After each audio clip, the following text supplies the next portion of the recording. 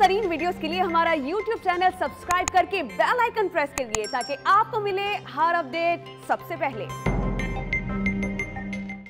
खसूसी अलाउंस दिया जा रहा है।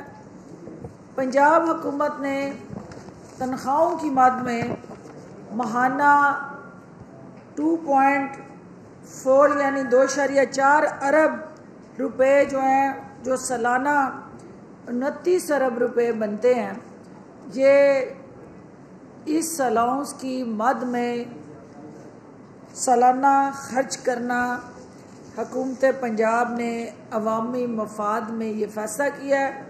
और महंगाई के मुतासरीन जो थे, जो हमारे सरकारी मुलाजमीन एहतजाज करते, सड़कों पे धक्के खाते, हुकूमत की तरफ देखते, हसरत भरी निगाहों से अपील करते, आपको मीडिया की स्क्रीन पे नज़र आते रहे।